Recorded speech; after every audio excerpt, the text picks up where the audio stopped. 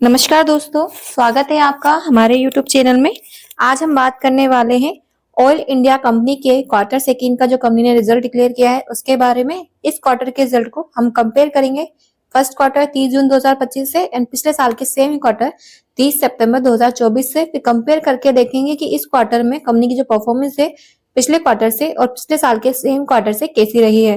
तो सबसे पहले अगर हम देखें कंपनी की जो टोटल इनकम है वो इस क्वार्टर में है 9600 की, पिछले क्वार्टर में थी 9000 की। तो पिछले क्वार्टर से इस क्वार्टर में कंपनी की जो इनकम है टोटल इनकम वो इंक्रीज में रही है और पिछले साल थी 8800 की और इस बार है 9600 की। और पिछले साल से इस साल भी जो है कंपनी की परफॉर्मेंस काफी अच्छी इंक्रीज में रही है टोटल इनकम में।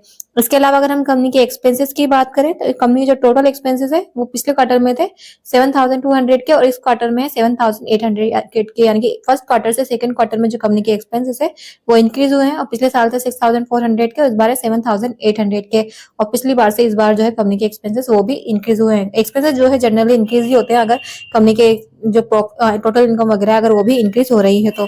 इसके अलावा अगर हम प्रॉफिट की बात करें तो इस बार जो कंपनी का प्रॉफिट है क्वार्टर सेकंड में वो है 1643 का और पिछली बार था 2000 का। तो पिछली बार से इस बार जो है कंपनी के प्रॉफिट डिक्रीज में हुए हैं और पिछली बार साल थे 2069 के और इस बार है 1643 के। इसके अलावा अगर हम कंपनी के बेसिक ईपीएस की बात करें तो ईपीएस जो है कंपनी का इस क्वार्टर में है 8.78 का, पिछले क्वार्टर में था 11.66 का, यानी पिछले क्वार्टर से इस क्वार्टर जो कंपनी का ईपीएस है वो डिक्रीज में हुआ है और पिछले साल था 12.40 का और इस बार है 8.78 का, यानी कि कंपनी का नेट प्रॉफिट और ईपीएस जो है पिछले क्वार्टर से और पिछले साल के सेम क्वार्टर से डिक्रीज में रहे हैं। इसके अलावा जो हम देखेंगे कंपनी की कैश परफॉर्मेंस देखेंगे कि इस बार जो कंपनी की कैश परफॉर्मेंस है वो यानी कि 30 सितंबर 2025 को 30 सितंबर 2024 से कंपैरिजन करके देखेंगे कि कंपनी की कैश परफॉर्मेंस इंक्रीज में रही है या फिर डिक्रीज में रही है। तो नेट इंक्रीज या decrease in cash and cash equivalent इस क्वार्टर में है 2110 का और पिछले साल था 617 का, यानी कि पिछली बार 67 का इनफ्लो था, इस बार कंपनी ने अपने कैश की परफॉर्मेंस और ज्यादा अच्छी कर ली है और कैश को इंक्रीज किया है